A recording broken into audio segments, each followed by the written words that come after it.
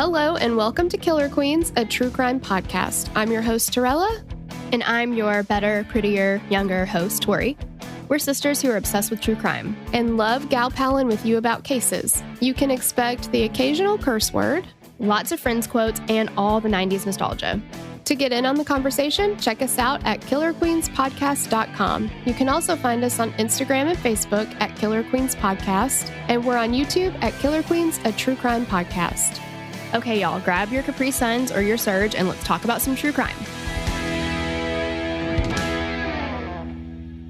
Well, hey guys. Hey guys. It's episode... Oh, hang on. I can do this. 2D6. Okay, 2D6. Okay, I couldn't figure it out there. Yeah.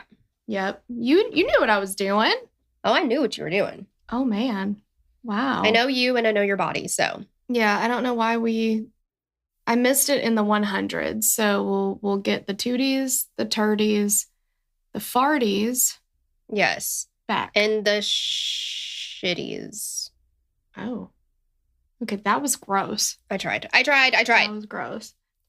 Well, we got another wild one for you. Yeah, she's a wild one. No, she doesn't have Angel's face. No, but she is a wild one. I would say so.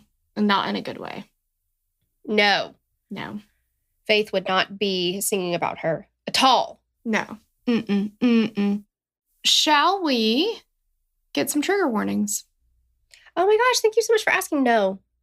Oh. Yeah. Just kidding. Okay, so here are the trigger warnings. Murder, stabbing, false sexual assault accusations, and abortion. And we want to give a hey girl thanks to Steph for requesting this case. Yes, and thank you so much to Mark for writing it up. Yes. All right, you wanna launch right into it? I think we should. Yeah. March 22nd, 2018, after getting a weird feeling regarding his ex-girlfriend, Jason Mengel went to his friend Alex Woodworth's house to check in on him. Ezra McCandless is the ex in question, and she told Jason she had some personal items to return to Alex since they were friends as well.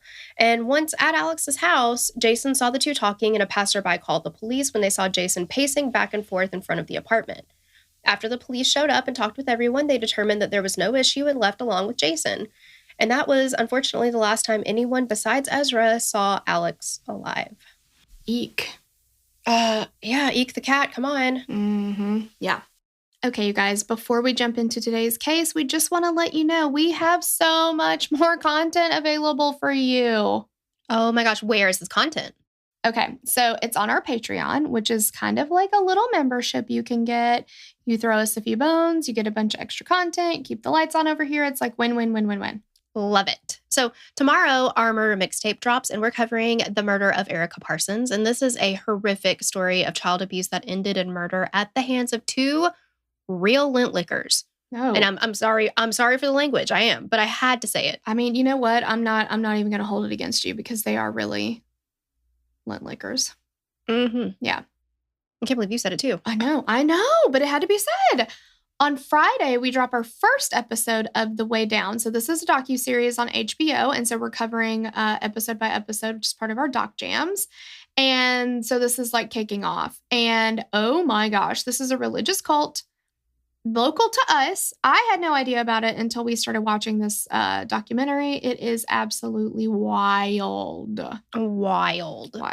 And of course, Sunday, we drop our weekly catch-up episode. We lovingly call it the T to the fourth power Y, some time to talk to you. We also refer to it as the titty, where we just gab about life, what's going on, fun stuff. Literally, nothing is off limits. We love it. Yeah. And you know if you join the Patreon now, you get everything ad-free, all of these episodes. This episode you're listening to now, you can get it without the ads. But also, you don't just get like what we're dropping that week. You get everything we've ever dropped before. So we drop 4 to 5 episodes a week, 4 episodes a week here. And then we have the Spotify live show too, which you can go check out on Spotify, called True Crime Rewind. But you get all of those to download and binge. You've got hundreds of episodes like bam, like that. Wow. Yeah. So go to patreon.com/killerqueenspod to join in on the fun. And if you want to make sure that you never miss an episode, please join our email list. You can visit killerqueens.link/email to join the list and be the first to know about fun happenings. There's a ton of stuff on these emails. Oh my gosh, they're amazing. You don't want to miss them. Yes. And I think that's it. Now we can get on to the case. So around 4:15 in the afternoon on March 22nd, 2018, dairy farmer Don Sipple was getting ready to sit down for dinner when there was a commotion on his porch. He heard pounding on the door, and when he went to look, he found 20-year-old Ezra McCandless there begging to be let in, begging for help. Dawn described Ezra as having dried blood around her mouth. She also wasn't wearing any shoes, and she was covered in mud all the way up to her knees. It was a mess. He said her clothes were tattered and torn. She was bruised and battered. Dawn brought her into his home and gave her a blanket to try to warm her up because it's very cold outside. Dawn's farm is in the small town of Springbrook, Wisconsin, which is about 15 miles or so west of Eau Claire. Eau Claire was much larger than Springbrook, with a population of just under 70,000, according to the 2020 census. For Dawn, having someone come out to his farm was an anomaly. Unless you know Dawn and are coming out there to be like, hey, Dawn, how's your mom and them?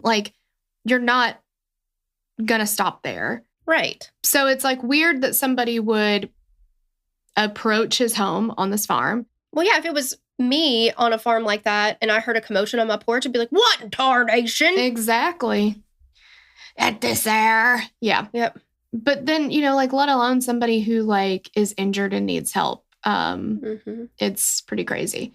So after Dawn gets her settled, he said she looked like she was freezing, but really in shock.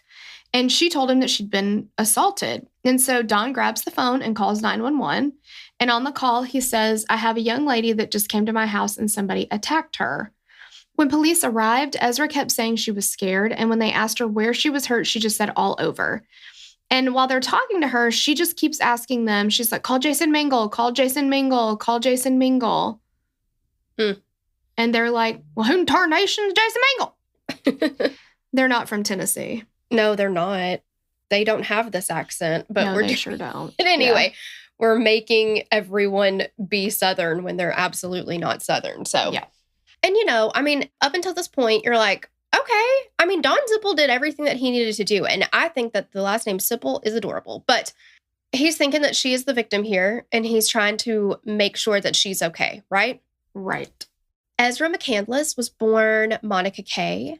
When she was born, her mother was 14 years old. Can you imagine 14? No, absolutely not. I'm going to be honest. I don't think I could have on my own completed the act of love. Coitus? Yeah, at 14, I didn't know where anything went. No, same. Yeah. But I just think about me at 14 and God, you're a child yourself, having a child. Yes, that's hard. Incredibly hard. And her biological father had no part in her life.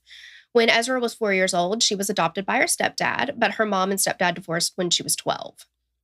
After the divorce, Ezra continued to have a close relationship with her father, and it was during high school that Ezra started to she was trying out different names, different pronouns, and she eventually settled on Ezra McCandless.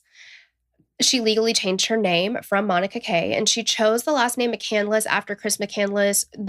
We've talked about this in another case. Mm-hmm. It's the book and film Into the Wild are both based on Chris McCandless. After she graduated from high school, Ezra moved from Stanley, Wisconsin to Eau Claire. And in Eau Claire, Ezra first met Jason Mengel towards the end of the summer of 2017. Jason is a medic with the Army Reserve, and he said that from the moment he met Ezra, he loved her, despite the wide age gap. And at the time, when they met, he was 33 and she was just 19. But he said that she kept him energized and on his toes, and he described himself and Ezra as both being spur of the moment and that she was full of surprises. She was an amateur artist who many described as someone who liked to draw attention to herself, and she actually used her car as a canvas and painted all over this car. I guess that's kind of cool, but it's funny that people described her as wanting attention because, nothing could be more spot on. Mm-hmm. The things that she goes on to do. Yeah. She doesn't care what kind of attention is on her. It has to be on her. Any attention is good attention, I think, for her. Exactly. Yeah. So Jason and Ezra grew closer and closer, and they talked about marriage. They referred to one another as husband and wife, and they could be found many days at Racy's coffee shop. It's a popular local coffee shop in Eau Claire. And it was at Racy's that they met 23-year-old Alex Woodworth. He was a barista at Racy's, and he was also a substitute teacher. And Alex had a Bachelor of Science from the University of Wisconsin-Eau Claire with a major in philosophy and a minor in biology. Alex had started to apply to graduate schools to get his PhD in philosophy, and he really wanted to become a philosophy professor. Jason described Alex as one of the nicest people he's ever met and a big nerd. And he says this he wasn't calling him a nerd in a mean way. It was like an endearing, like loving way. And I can relate because some of my most favorite people in the entire world, I don't know if I'd call them quirky, nerdy, whatever, because that's who we are, I think. And yeah, the term nerd, I feel like everybody is a nerd. They just nerd out on different things. You know what I mean? But yeah, for sure. Yeah, but he wasn't doing it to be mean. So he was also described as a deep thinker and took his goal of becoming a professor very seriously. And Jason said that Alex would always have a philosophy book with him or be researching a new book to read on the same topic. Alex was the oldest of 4, and according to his father, John, he loved playing the role of big brother. If you look at family photos, it's super easy to see that Alex loved his siblings, and he's always the one in the photos with his arms draped over them. He's embracing them as they, very sweet and playfully try to pull away. He was active in their church and was always available to lend a helping hand. And John said that Alex was attracted to the, quote, unlovely, meaning like bugs and spiders and stuff like that. Mm-hmm. And I'm grateful for him to do that because I don't personally, no. Not my jam. But you know what? I'm glad that somebody is an advocate for the things that most people don't like. So exactly. He would always seek out the things that people didn't like or care for and make sure that they were taken care of. It was Alex's overwhelming sense of wanting to help that drew him to Ezra and Jason. Ezra was going through some emotional problems, and Jason thought that Alex would be a great person for her to talk to. And he said that he talked with both of them and suggested that they try to help one another. Jason said that there were things in Alex's life that he thought Ezra could help with. And on the flip side, there were things in Ezra's life that Alex could help with. So win-win, right? Mm-hmm. It was after they met Alex and became close friends with him that Ezra learned that she was pregnant with Jason's child. And this was in the fall of 2017. On October 6, 2017, Ezra and Jason drove to Minneapolis to have the pregnancy terminated. When they arrived at the clinic, Ezra told Jason that she wanted him to leave and she didn't want him to see her go through it or see her in that condition. So Jason testified that he spent the day in Minneapolis just, quote, bumming around, riding the buses, exploring the city until he received a text from Ezra saying that she was ready to leave. After that, she and Jason remained together, but Ezra started kind of drifting closer and closer to Alex. And this is the point where Jason said he mentioned to each of them that they could talk to one another and help each other out. He said that Ezra was feeling a lot of guilt, trauma, and she was feeling very isolated. And I cannot imagine going through something like that and it not taking a toll on you. Well, sure. I just wonder why Jason was like, why don't you talk to Alex about it? Well, what I got from it, and I could be completely wrong, but what I got from it was I think Jason was trying to be there for her, but he didn't. It was like, well, I think Alex has more experience feeling these types of feelings, so maybe you guys can like lean on each other. I don't know, but it is an interesting situation. But the way that I felt like what I got from him describing it was that he felt like they both had some shared past trauma and maybe they could bond over that or something. But yeah, I don't know. I don't know. It's a very weird, just dynamic. All of it, yeah, is just a very strange dynamic. And like, I don't know. The whole thing is weird. I'm not at all trying to, and this is not me blaming Jason at all, but I do think that it's not crazy that the obvious next step might be that they're like kind of pushed together, they're bonding over something. So it's like an emotional affair. ish. You know what I mean? Like, yeah. I don't know, but we'll get into it. We'll get into it. So eventually the closeness became something more, and the two began having an affair. Andrea Nodoff, the Dunn County District Attorney who eventually prosecuted Ezra, said that from everything she's seen in the case, it seems like Jason has a very big heart, which allowed him to be manipulated by Ezra. One of Ezra's childhood friends, Julia Post, has said that that's kind of who Ezra was. She would manipulate people when she had to or wanted to, and ultimately, she was someone who craved attention from anywhere she could get it. All right. So in February of 2018, Jason had to leave Eau Claire for 2 weeks for military training, and before he left, he approached one of his friends, John Hansen, and asked him if he could keep an eye on Ezra. Not in a weird or creepy way, just to check in on her a couple times, make sure she was doing okay. I'm confused about Jason. I know. It's like, I don't know how to say how I'm feeling. Did he trust her implicitly? So much so that he's like asking every guy that he knows to get close to. Like, it's just kind of confusing to me. Uh-huh. Yeah, that's what I'm saying. It's just... Is that crazy for me to say? Like, you know what I mean? Like, I don't... This is all kind of... It doesn't make any sense. No, it doesn't make any sense. Like, this is just a weird fucking relationship, I feel like. There's something weird about it. You know, if you just watch there's a 48 Hours episode on this case called, the case against Ezra McCandless. That's exactly what it's called, yes. Jason seems like a completely normal, regular-ass person. If you read anything else on it, there's something weird there. Like, yeah. Their dynamic, maybe he's not like this with everybody. I don't know. It's weird. But yeah, like, now they lived together. And didn't John also live in the house? Or John was just a friend? I thought he was just a friend. Okay. So, yeah. So that doesn't make any sense. Like, if it was like a big roommate situation, be like, oh, okay, hey, can you just make sure like she doesn't need any help with anything or whatever? Right. I still just don't even know that.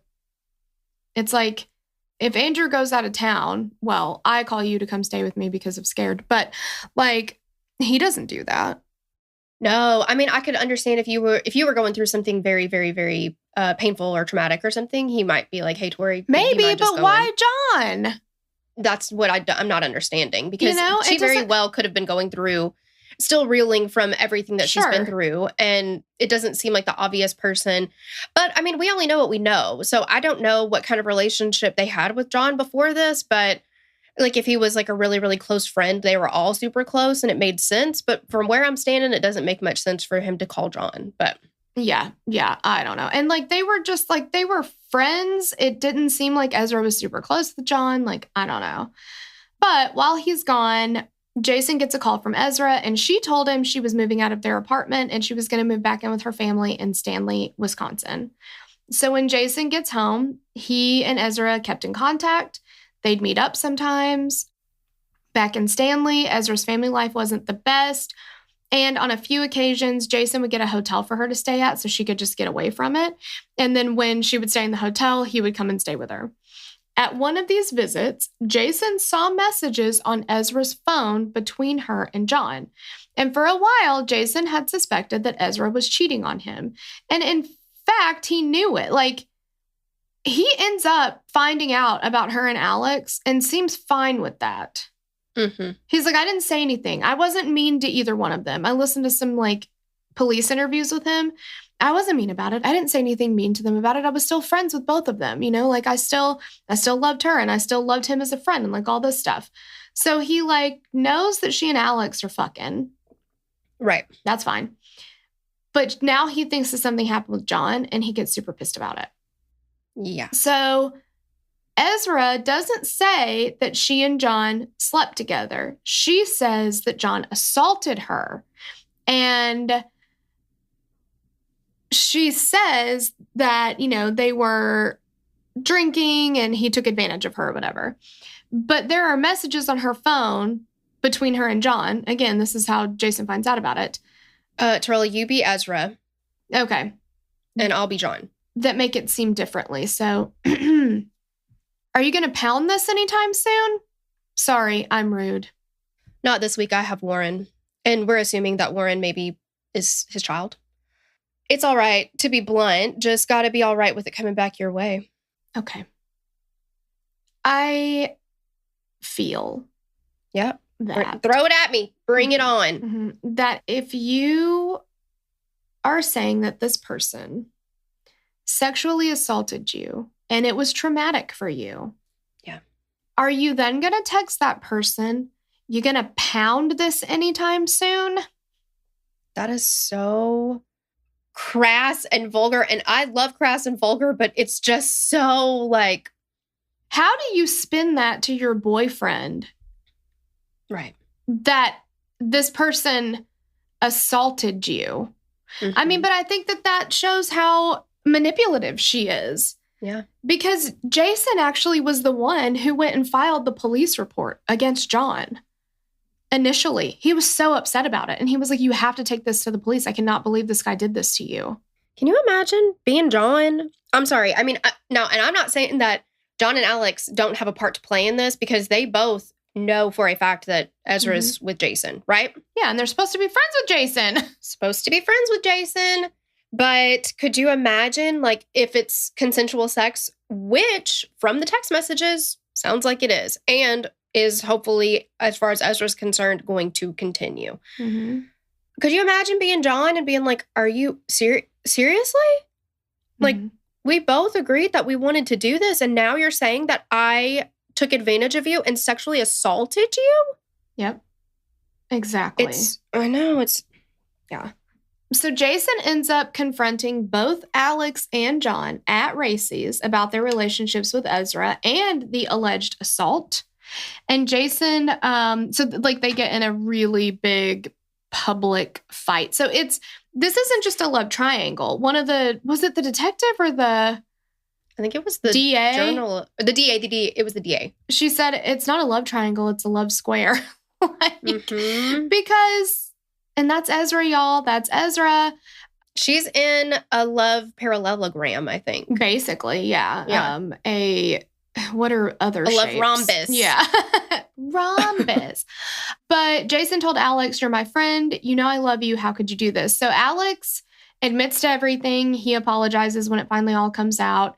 Jason and Ezra's relationship ended, but Ezra blamed Alex for this. Some sources claim that Jason ended the relationship. Some say that Ezra ended it with both Alex and Jason. I think according to Ezra, she broke up with both of them. You can't fire me. I quit. I don't know. In late February, she sends Alex a text message telling him never to talk to her again. And Alex respected her wishes, and he didn't contact her again after that. I mean. Okay. So Ezra and Jason would still talk and text, and Jason said that Ezra tried desperately to win him back. Jason said that she was, again, manipulative, took advantage of all three of the men in the situation. In her discussion with one of the detectives about John's, quote, sexual assault, well, I'll say that in a second. Okay. So Ezra sent Jason journals talking about how she was sorry for betraying him and that she loved him. She would try to deliver them by hand, but he told her, look, if you want to send that, you need to do it any other way than in person. That's not a good idea. So when all of these allegations against John come out, claiming that he sexually assaulted her, she goes to the police, she talks to a detective, and the detective gets her side of the story. And she claimed that she and John were drinking and, quote, got a little tipsy. And then she says she blacked out. And that's when she believed that she was assaulted. So she says that she started throwing up. She said that they were all drinking. Like, she went out drinking with Jason's friends while he's gone or whatever. Fine, whatever. They're all drinking. And she says the guys are making fun of her, being like, you can't keep up. And she's a small girl. Mm-hmm. You can't keep up with this. You can't keep up with us. So she's like, oh, yeah. And starts like pounding drinks. And then she gets sick and she throws up. And so she goes upstairs to go to bed. And then she said she felt John get in the bed with her. And he was like trying to pull down her pantyhose. And he was trying to rape her. And all these things. Of course, then, she talks to the detectives and stuff like that. And she, of course, they ask her, because we know these texts are on her phone, right? You're going to pound this anytime soon, stuff like that. So the detective says, okay, well, hey, we want to look through your phone and we want to get your phone records and stuff like that. Has he ever tried to contact you? She's like, yeah, he did contact me after that. And they're like, great. You know, we could probably have your phone downloaded in as little as 30 minutes. It might take an hour or so, depending on what kind of phone you have. It'll be done today. Is that something that you'd be willing to do? And she's like, no, I'm not really willing to do that. And I'll tell you why. It just makes me pretty uncomfortable because she uses the word uncomfortable 100,000 times.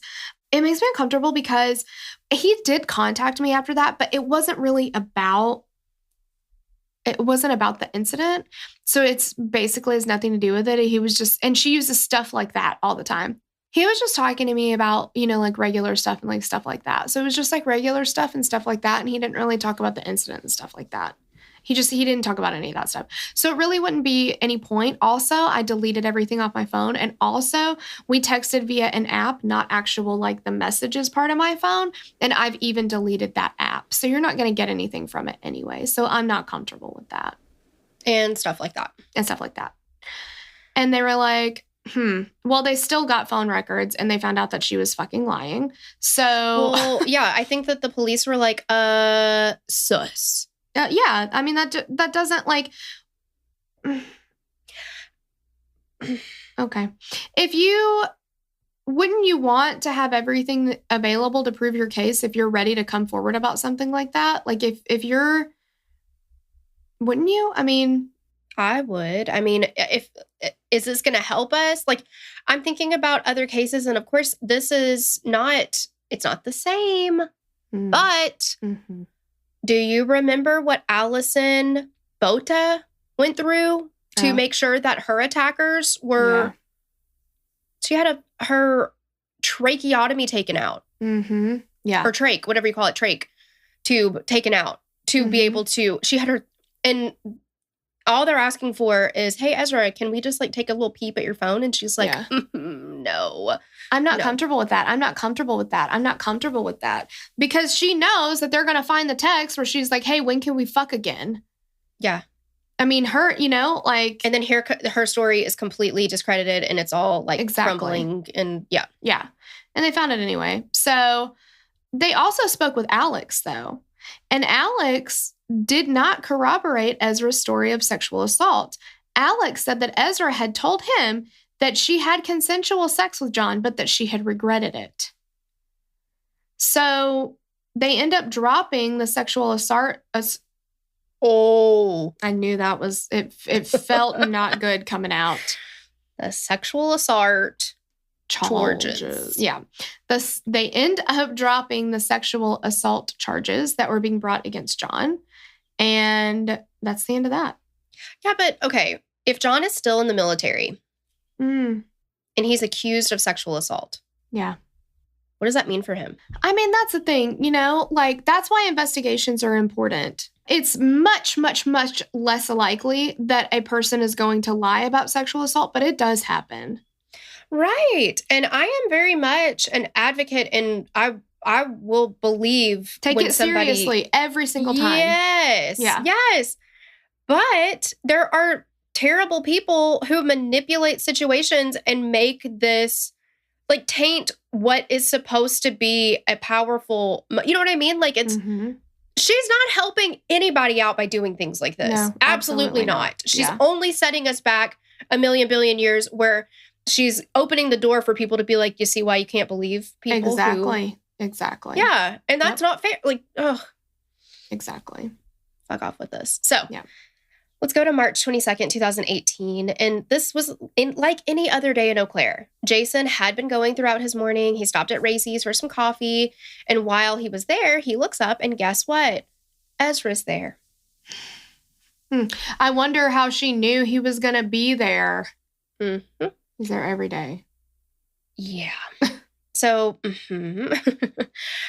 so she goes back to Eau Claire and she's planning on moving back. And she was telling people that she was turning over a new leaf and she was going to get back to her old self again. So she told Jason she was taking her life back. She was becoming Ezra again. Because I guess, in truth, I'm sorry, wasn't, no. When she moved back home, was she going by Monica again there? I'm not sure about that. I know that she had her name obviously like legally changed. Yeah. I don't know. I don't know if Ezra is this, it's kind of like, what was his name? Something Super Tramp. That Chris McCandless, he like created this persona, right? Alexander Supertramp. I wonder if Ezra McCandless was that for her. Yeah. And even though she changed her name, it was like this persona, this like feeling. I don't know this. It kind of sounded to me like maybe that her family didn't refer to her as Ezra. They like that when she went home, she was Monica. And like Jason said, she did not like to be called Monica. Right. I mean, I don't know, but just her saying like, I'm taking my life as Ezra back. Yeah. Kind of, I just wondered, but. Yeah. I mean, I don't know, but it makes sense to me. I don't know. We just got a bad review.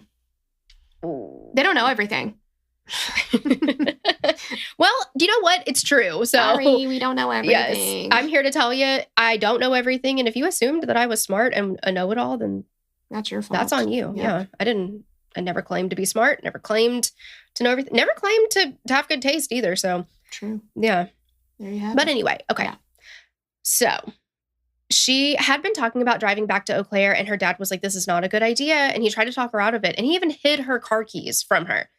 But the bitch found them. Yep. And now she's standing there in front of Jason. And there's security footage, and people that were there said that she seemed to be acting out of character. One server told the police later that she wasn't her usual self. Her clothes were disheveled. She was visibly agitated. And somebody else said she wasn't wearing any makeup, and that is not normal for Ezra. Mm-mm. That'd be like me showing up somewhere without makeup on. I was literally gonna say that. Yeah, girl. First thing I do when I get up, I order my Uber Eats to get my vanilla sweet cream cold brew delivered. Lord willing, by the time I'm taking my morning crap. And then, just kidding. And then sometimes I don't, it's not a morning. I don't know. Anyway. And then I put my makeup on immediately. See, I don't. Today I'm going sans makeup until I can't stand it any longer. It's like. It's so weird to me because you do like, I feel like you're so much better at makeup than I am. And like you wear, not that you wear a lot, but you like incorporate more color and you do like looks. Like my makeup is the same every day, no matter what the fuck I'm doing. Same. Just standard. You always look beautiful. Let's get that, Well, okay. Get that straight. Mm-hmm. Go ahead and jot that down. But I think it's because I put so much, not that I put, you know what I mean? Like when I do it, I do a lot. And so sometimes I'm like, I just can't be bothered to do it today. Like it's too much. Mm-hmm. And I've been doing the whole Dolly Parton thing where I've been sleeping in my makeup. That's why I got 2 zits on my face. Uh-oh. So I think that today it needs a breather. Plus it's going to be hotter than the devil's dick today. Yeah. And I'm not trying to sweat my mustache off. So I know I've been sweating my eyebrows off a little bit lately. I'll look in the mirror and be like, damn, that's been smudged for I don't know how long. Mm-hmm.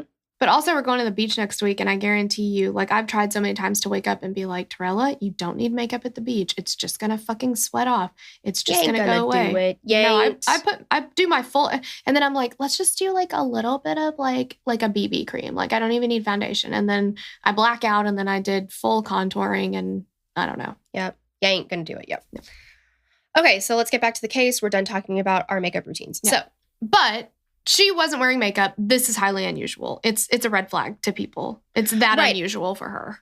Yeah, and if you watch the 48 Hours, I mean, not like I knew her or anything, but you see every picture of her, she's completely done up. Like bold lipstick, the eyeliner, like all of the things, right? Yeah. And then they show the pictures of her when she ends up at Don Sipple's house. And I'm like, who is this? Yeah. It does not look like her. And of course, she's, at this point, we're made to believe that she's been the victim of some kind of attack. But so you're not going to look like you if that happens, but still. Yeah. So the night before, Ezra and Jason, they'd been texting back and forth. They sent over 600 messages to each other. That's a lot. There are people that I text a lot. Torella, I remember one day, not that we had been texting a whole bunch, but I called you like 7 times that day. It was a Saturday. And I was like, I cannot stop talking to you. Even on a good day where I am so obnoxious that I can't stop texting, I don't think I've sent 600 text messages. Fuck no. No, fuck no. Fuck no. So she told Jason that she was going to see Alex to bring some stuff back that she needed to return to share some of her writings with him. And after they talked to her a little bit, Ezra leaves, but Jason said that when she left, she had, quote, fire in her eyes.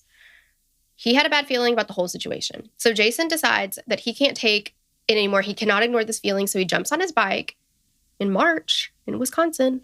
Yeah. I don't even do that on a pretty spring day.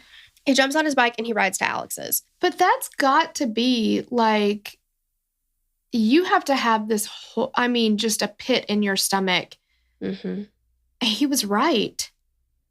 Absolutely. I mean, his intuition is amazing. Like, he was just like, there is something going on. There's something going on. But like, you can't tell the police that. You can't tell the police, like, I have a really bad feeling something bad is going to happen. They're like, cool. I mean, what can I do about that? This is a fucking Minority Report. Like, I was going to say Minority. Get out of my head today. Come on. I know. Like, it's just his, that intuition is just insane because he was so right. I know. And it's got to be such a bad feeling to be that helpless where you're like, I know something bad's going to happen, but I can't do anything about it. But also I feel like he thought that her being like, I need to return stuff to Alex was bullshit because she wanted to return a bookmark and a heating pad. That's what she brought to him, a single solitary bookmark and a heating pad. And they were like, could you not have just fucking thrown that shit away? Right. Like, Gigi was not this way he's just not that into you, but similar situation where she just wanted to see the guy again. And then she brings him his favorite pen. Yeah. And it's like from a dentist's office. And Justin Long's character is like, that's not his dentist. She's like, well, how do you know that? And he's like, because my dad's a dentist. That's what she's doing, right? She's making an excuse to go over there and see him. That's all she's doing. Yeah, he's like, you're just trying to make up a reason to see him. Yes. Oh, I think his favorite bobby pin. It's his favorite bobby pin, and I have to give it back to him. This is his favorite heating pad. It's the heating pad his great grandmother gave to him before she passed away. Right. Yeah. And he'd be really upset if he didn't have this. So watch somebody leave a comment and be like, my great grandmother gave me a heating pad and it is dear to me. Oh gosh. I mean, I do have it's a really killer horse bookmark. And so I can relate. If I lost it, I would be pretty upset. So I'm just saying, I understand the sentimental value that certain things have, but that's not what we're talking about because she's making shit up. Everything that comes out of her mouth is not true. Just hands down. And guess what she gives me? And I'll tell you why later. Jodi Arias vibes. 100%. Yes. But let's continue. So once he gets there, he sees Ezra's 2003 Chevy Impala, which you can't miss it because she's colored all over it like a toddler with a crayon in their bedroom. Yeah. And the car is still running. Music's still playing. The driver's side door is wide open. And he's like, I don't know what to do. So he said that for almost 45 minutes, he's just pacing back and forth. And then he walks into the front door. He doesn't even knock. Jason described the environment as tense. He said they were inside talking, but it was an intense conversation. And he says, quote, you could taste the tension in the air. He said that when he looked at Ezra and Alex, it was obviously them, but their faces looked different. He said that they looked like they were wearing masks of themselves. They were just emotionless. It was easy for Jason to see that something was going on, but they pretended like everything was okay. And that's when Jason suggested that they leave Alex's house and they go talk in a public place, hoping that in a public place, neither of them would do anything crazy to the other person. Yeah, which again is very telling that he felt the need to get them into a public place. Like something is going on. Yes. Yeah. So as they walked out, a police cruiser pulls up and a concerned passerby saw Jason pacing back and forth earlier and decided to call the police to have him checked out. Dash cam footage from the police car shows officers talking to Alex by Ezra's car. She's already sitting in the driver's seat, but she can't be seen in the dash cam footage. Another officer is off camera. He's talking to Jason, and Jason told him, quote, she gave me a vibe today, man. I don't know. It doesn't feel right. Something feels wrong. Which... it just sucks because it's like he fucking knew something was going to happen. But as a police officer, you're supposed to be like, sorry, she gave you a weird vibe. Like, I don't know what to do about that. But, we talked to everybody. Everybody says they're okay. Yeah. And also, like, it almost sounds like, wow, somebody called just because he was, like, standing outside. But he was out there for fucking 45 minutes. And pacing back and forth. I mean, he stood across the street just standing there watching for, like, over a half hour. And then he moves to the front porch and he's pacing. So that's like another 15, 20 minutes. Right. People are like, the fuck is going on? Exactly. So the officers continued to speak with everyone, and Ezra and Alex assured them that everything was okay. And the officer said, quote, "I'd rather come here and check and it be nothing than have something bad happen." I mean, what else can you do? I know, but that's everybody so says they're ominous. okay. I know. It sucks. So after a bit, the officers were satisfied that everything and everyone was okay, and they leave. Jason rode his bike to Ezra's car. They talk briefly. He talks to Alex briefly before Ezra drove away with Alex in the passenger seat. Just over 3 hours later, Ezra was on Don Sippel's porch, and when she spoke with police, she told them that she couldn't remember much. She said all she could remember was being afraid of Alex, and she told them she couldn't even remember her name, but kept giving them Jason's name to call. Yeah. I mean, and if you listen to the 911 call, you hear Dawn being like, "What's your name?" She's like, "I don't remember." And he's like, this guy is feeling really, really sorry for, like, he's just like, oh my gosh, like, she's been through something so traumatic. And yeah, making shit up. She had 3 cuts on her hand, which weren't very deep, and she had the word boy cut into one of her forearms. She had scrapes near her underwear and scratches on her thigh and jaw, which were both gone a couple of days later. When questioned about the injuries, particularly the boy cut in her arm, she told them that Alex did it. Hospital staff was confused and concerned because it honestly seemed like her injuries were self-inflicted, and they're superficial injuries. They're very superficial. And when we hear what she told police actually happened, there's just no way that it could have happened the way that she says it did, with her injuries being the way they are. Yeah, so police are like, well, we should probably find Alex and see what he has to say about all of this. So they look at his house, they look at his work, anywhere that he was known to frequent, and he is nowhere to be found. They reached out to his friends and family, hoping he had made contact with them and they might be able to point them in the right direction, but no one had heard from him. With no leads as to where he might be, they returned to Don Sippel's farm. They were driving, they passed a dirt road with a gate on it that was unlocked and easy to pass through. So they stopped there, they looked up the muddy road and saw footprints. That's just some good police work right there. Sure. They walked down the road and up a hill and used binoculars to look further ahead, and that's where they spotted Ezra's car. It was stuck in the mud with a body hanging halfway out of the back seat. When they get to the car, they confirmed that the body was that of Alex Woodworth. The crime scene looked to them like Alex had been the victim of a brutal attack, and he had been stabbed 16 times in the head, neck, and groin. Mm-hmm. Which this also reminds me a little bit of Ellen Greenberg, because he was stabbed in the back of the head. Right. And that was his first stab wound. Mm-hmm. And police used that to be like, well, then obviously he wasn't the aggressor. Right. But Ellen Greenberg stabbed herself 18, 20, 23 times. Mm-hmm. Most of which in the back of the head. And they somehow didn't come to the conclusion. Self-inflicted. Okay. Sure. Yeah. Okay. Investigators went back to Ezra and told her that they found the crime scene, and she told them that she can't. Now she's remembering stuff. So she said she stabbed Alex in self-defense, and this is what Ezra said about the situation. Alex grabbed her arm and started to cut the word boy into her forearm, and he did this because it was a nickname of sorts that he used for her due to her history of trying different pronouns in high school. And police are like, this does not sound right, because if that was the case, Alex, she says he's in the driver's seat at this time and she's in the passenger seat. He's right-handed. So he would have had to reach across himself and carve it upside down because the word boy is visible to her. Like if you're holding your forearm in front of you, you can read it from where she's sitting. So he would have had to do this upside down. And she would have had to hold perfectly still so that it doesn't move. And I mean, it's carved perfectly. Perfectly. Exactly. When police pushed her on this, she was like, okay, yes, I cut it into my own arm. But she had no reason or response when they asked her why. Ezra said that the two were in the back seat where Alex started to attack her, trying to cut her clothes off and sexually assault her. And she said during this, she grabbed the knife by the blade, which gave her the cuts on her hand. Yes. And then she started to stab Alex to get off of her. And everyone who saw the cuts on her hand called bullshit on this because the cuts are only superficial. They are very shallow cuts.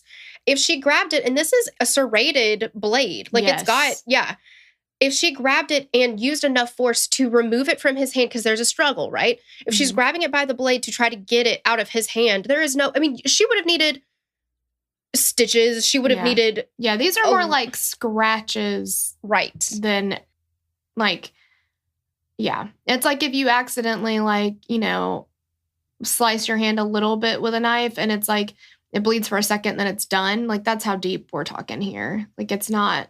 It's like every time I cut an onion and it skips on the onion and then I cut my finger. Exactly. Yeah. Yes.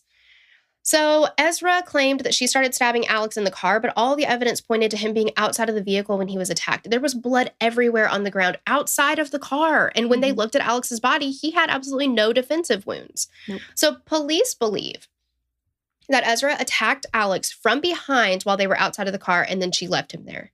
And to them, it looked like he had tried to climb into the car to get away. And he actually had a scarf that was wrapped around his neck, which investigators said it looked like he was trying to stop the bleeding from the stab wounds. And one expert would testify and say that it could have taken upwards of half an hour for Alex to succumb to his wounds, and that if he received medical treatment in a timely fashion, he probably would have survived. Mm-hmm.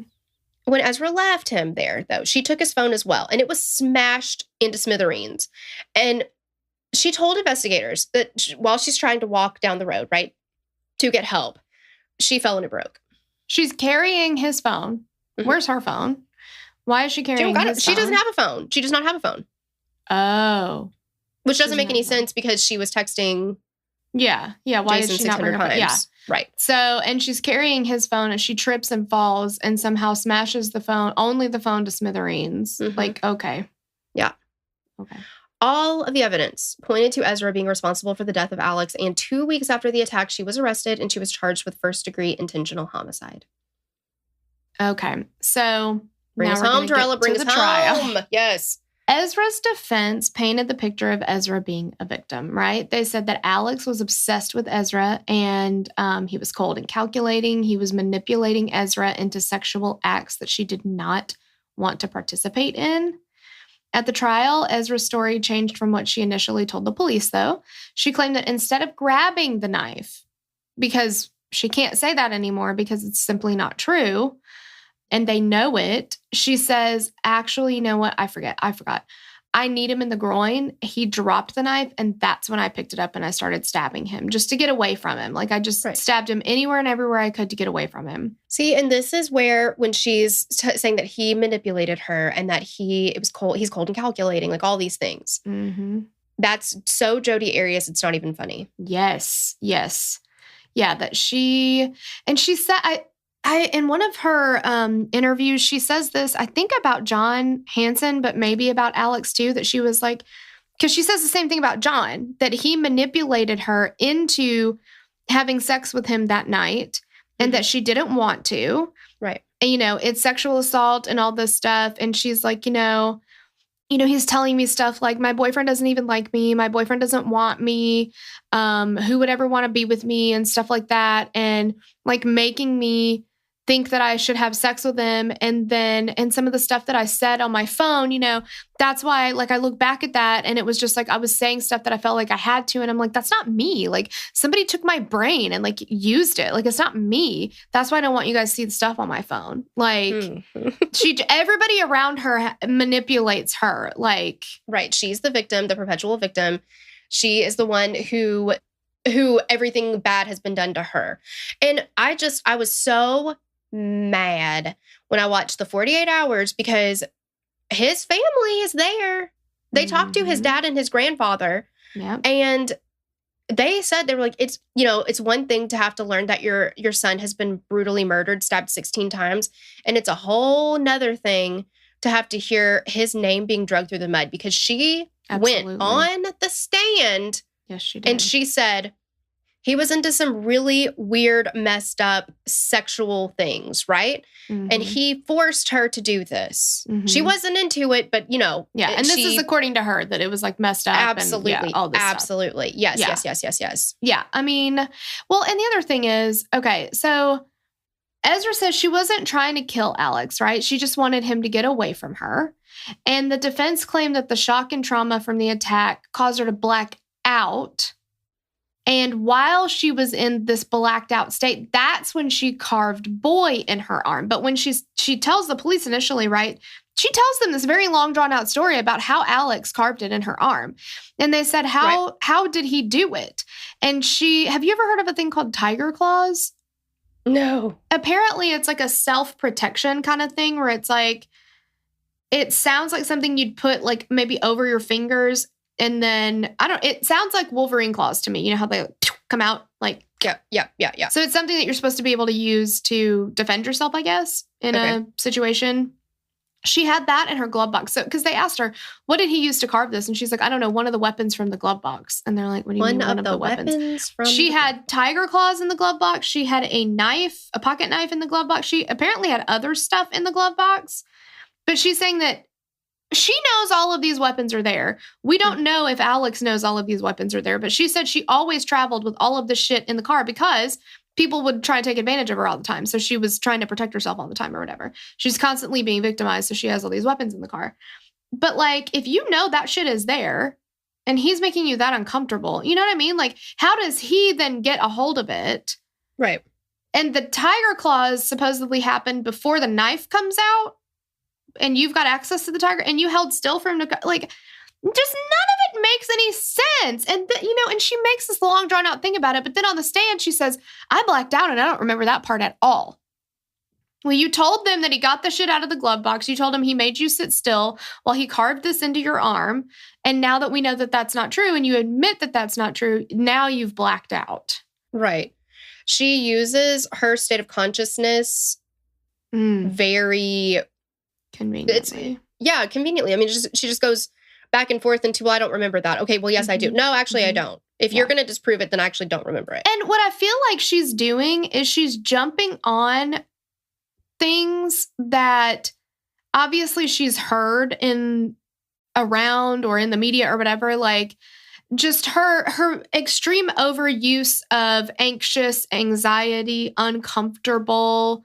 I'm not comfortable with that. I'm uncomfortable with that. Like, there are people who do actually, go through things. And I feel like she latches on to little things that she feels like she can use to manipulate people.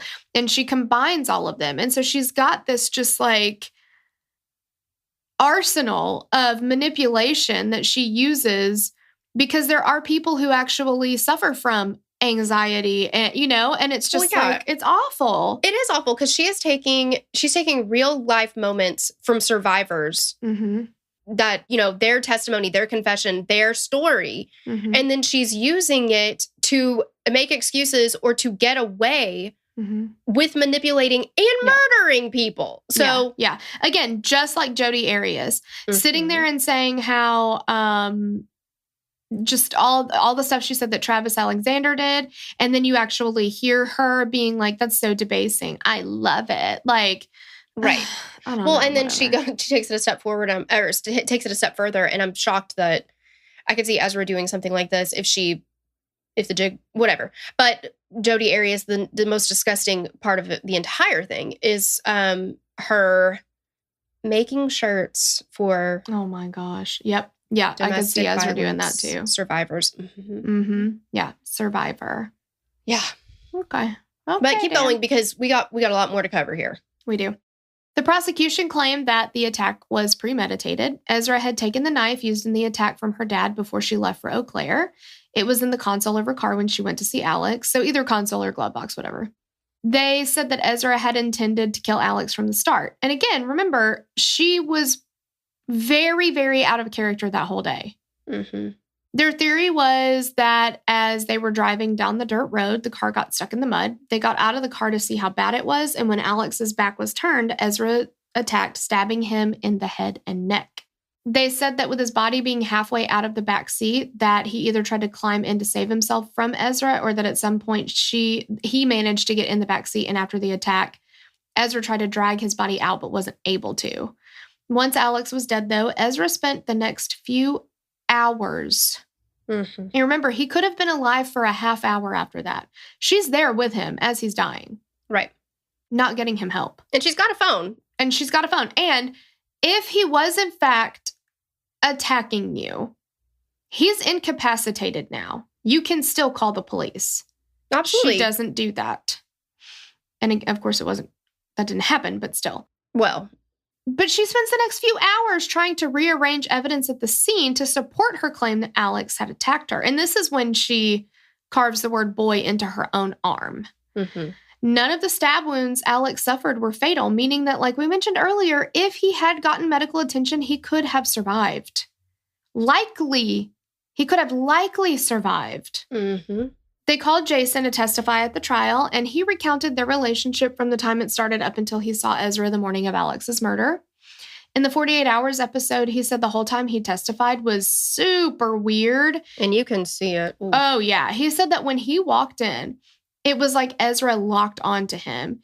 She was like smiling at him, and she lit up like a Christmas tree when he walked in. Mm-hmm. And she was flirty. It's very strange. And other people noticed it and they were like, okay, obviously she's still trying to get back with him. She was wearing a pink blazer, but at a certain point she took it off and she had this like green sweater underneath it. And Jason was like, okay, so she takes the blazer off purposely, and this green sweater is underneath. And he's like, I got her that green sweater when we were together. And he's like, I don't know. He was like, it was like she was overly attuned to me. And he was like, it was just so weird. I don't know what her tactic was, but it made me feel super uneasy. Mm-hmm. She was locking eyes with him. It just, I don't know. It was really weird. When all was said and done, the defense and prosecution rested and it went to the jury to determine Ezra's fate. After only 3 hours of deliberation, everyone was called back to the courtroom. On November 1st, 2019, Ezra McCandless was convicted of first-degree intentional homicide in the stabbing death of Alex Woodworth. Dude, you guys should watch the 48 Hours episode. All of it is very, very interesting. And I think it was a very well-done episode because I like 48 Hours, but the look on her face, she deflates completely because she thought she was going to get away with it, right? She was positive. She was walking out of there that day. Yeah. And then as soon as the guilty verdict comes in, oh my gosh, you could have knocked her over with a feather. Mm-hmm. Yeah.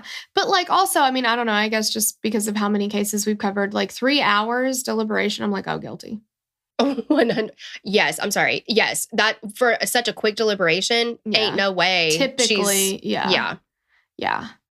She was held at the Dunn County Jail until her sentencing date, which was February the 7th, 2020. That's a long time. Why does sentencing take so long from trial? Well, and guess what? That was right around when COVID started. COVID was going February 7th, 2020. Yeah. So maybe that's part of the reason. I know it's quarantine, but still, yeah. But I feel like it's always a few months. No, it is. No, of course it is. Yeah. So one juror said that a deciding factor for her was that the stab wound to the head, and that she said that that's where I stabbed him first. That's an intentional act to kill somebody. And remember, she kept saying, I didn't want to kill him. I was just trying to get away from him. But she stabbed him in the head first. Right. Which would have incapacitated him. Right. Most likely. When asked how she perceived Ezra on the stand, she said that Ezra did herself no favors on the stand. She said, quote, I would expect more emotion, more something. The interviewer asked her if she expected remorse, and she said, yeah, definitely remorse. There wasn't any of that.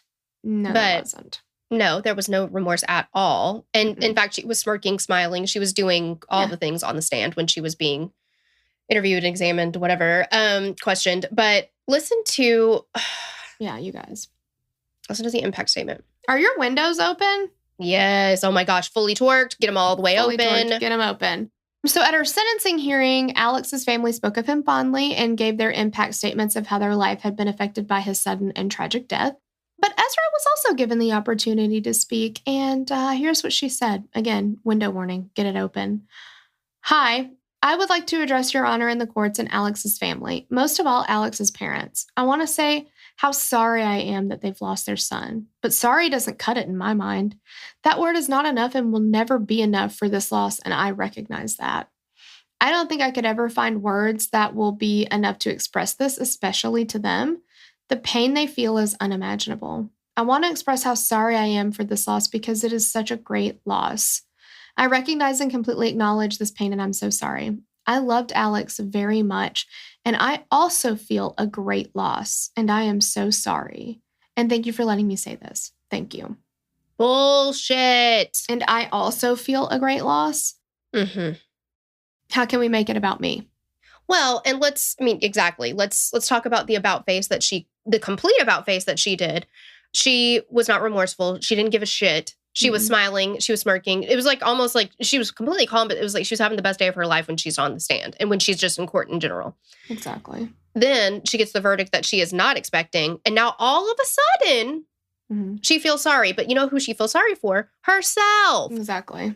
That's what she's doing here. Yeah. But she's saying the words that, because at this point, she's still thinking, this is my Hail Mary. Hopefully I can, I'm sorry to make a baseball reference. But, right? Hail Mary pass. That's what, but anyway, so. Are you being serious? No. Okay. I think it's football, but I'm not totally sure. No, it's like, this was her last chance at a touchdown. And again, sorry to make a basketball reference, but. Sorry. Yeah. Sometimes you got to bring sports ball into it. I know, exactly. But she's like, maybe if I just turn on the charm, try to sound a little remorseful and teary-eyed and super sad, that they're going to be like, oh my gosh, you know what? Free to go. Yeah, exactly. That she literally thought that's what was going to happen. Yeah, because guess what? She's a master manipulator, or she thinks she is. Yes. So after her statement, the judge started to explain how sentencing works in Wisconsin. And he said, normally the courts consider probation, but that wasn't applicable in this case. Since Wisconsin is not a death penalty state, that was also not in play. So he then explained how in the past in Wisconsin, a person sentenced to life would have to serve around 13 years, and then they would be eligible to apply for parole to a parole board. And, she's like, okay, 13 years. And he said on average, people would serve 18 to 19 years of a life sentence at that time. He next went into how the state started to get tougher on crime after that and referenced, quote, life means life, meaning that a life sentence should be just that. After that, it turned to the courts determining when someone would be eligible for parole. It changed again after that, and the people became eligible to petition the courts for extended supervision release. It's similar to parole in that the person is supervised while released and has to maintain several things to remain free. The judge laid out 3 options. 1, release to extended supervision after 20 years. 2, eligible to be released on extended supervision on a date set by the court. Or 3, no eligibility for release to extended supervision. As he spoke, what was he spoken about? Why? As he spoke, he mentioned that what many were thinking, that Ezra's statement seemed insincere. And he made it a point to tell her that. He then sentenced her to life in prison with the ability to petition for release after serving 50 years. You know that he knew that she was going to hear him explaining this and be like, oh, he's about to go super fucking light on me. He's about to go super fucking light on me. 13 years? Okay, that sucks, but I can handle it. And then he's like, so sometimes, you would do 13 years, maybe 18, 19 total. Not for you, bitch. Some people, but not for you. I'm not doing that. Exactly. Yeah. His reasoning was that if in 50 years she applied for release, Alex's parents would most likely be deceased and they wouldn't have to live through the heartache of seeing her possibly be released. Oh my gosh. That is so powerful to me. Yeah. Ezra is currently incarcerated in Fond du Lac, Wisconsin. There's an Instagram account that is run by her mother that sells her artwork to help fund her appeals. Why? Why is that happening? Yeah. 24-year-old Alex Woodworth was laid to rest in Dresser, Wisconsin, in the Peace Lutheran Church Cemetery. What a butt munch. Oh my God. A total butt munch. She is, yeah. Yeah. She's a lint licker too, by the way. But why do we think she killed him? What was the motive? We didn't talk about a motive. No. I feel like, because if she was moving back, I think she had this idea that she was just going to go back to being with Jason maybe. And to her, Alex stood in the way of that. I completely agree. All roads lead back to Jason. And I think that was like all she cared about, in a sense. And so she's like, I got to remove all speed bumps or roadblocks to get to Jason. Yeah, because I think I kind of feel like she thought she could manipulate him the easiest. Yeah. She burned a bridge with John because she tried to get him arrested. Yeah, that'll do it. Yeah. That'll do it. She burned a bridge with Alex with all of this stuff. I think he was pretty much done with her. Well, and she told him, I never contact me ever again. And he was like, you got it, dude. Yeah, exactly. Like, fine by me. And I think that, I don't know, I think because Alex also knew that she had consensual sex with John. Right. I don't know. I think it's just like, if Alex is around, it jacks up her chances of making Jason believe everything that she wants him to believe. Sure. Yeah, absolutely. I could not agree more. And I just thought it was, I mean, we didn't talk about motives. Yeah, like that, yeah. You know? And it's just very interesting. I mean, she went there that day to kill him. Mm-hmm. Like, she knew that's what she was going to do. 100%. Otherwise, she wouldn't have brought an arsenal of weapons in her glove box or her console. Mm-hmm. And again, like, she didn't wear the makeup. She was very, very agitated, very out of character. Mm-hmm. There was just everybody who came across her that day. I mean, to the point that Jason was like, there is something wrong. I'm going to bike to his house and make sure everybody's okay. Yeah. And once, I mean, she encountered Jason at Alex's house, and he's like, y'all need to go somewhere public. And then she's like, perfect. I'm going to take him into the middle of the woods. Yeah. On a dirt road where there's nobody around. Yeah. Right. Exactly. Yeah. I mean, this was premeditated AF. It's just ridiculous to me that she thought that everyone was dumber than her. And yeah. And so fucking senseless. So senseless. Yeah. Like, get a different boyfriend. I mean, move on. Yeah, exactly. Like, just the obsession that she had was just appalling. Take responsibility on yourself. Like, you had this person that you talked about marriage with, and that you were like, you know, and now you're like, well, I went and fucked it up. But she fucked it all the way up. Yeah, like, she literally like banged everybody he was friends with, essentially. Yeah. And then wondered why he didn't want to be with her anymore.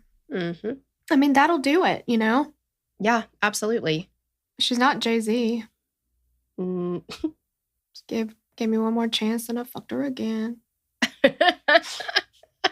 Oh, man. You got to love a Jay-Z lyric, though. Oh, yeah. Well, guys, that's it. But, you know, let us know what you think about the case. What do you think the motive was? Do you agree? And yeah, what do you think about her mom selling her artwork? I can't. I cannot. I can't with that. Yeah. But yeah, just let us know what you guys think. And we hope you have an amazing rest of the day. Thank you so much for listening. We love absolutely every one of you. And we'll catch you on the next episode. Bye. Bye. We'd love to hear your thoughts on this case. Connect with us on Instagram or Facebook to continue the conversation. Thanks for listening, and we will meet you back here next week. Bye!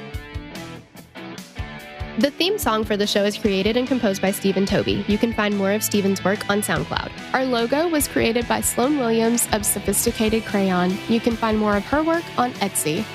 Visit us at killerqueenspodcast.com for merch and other info about the show.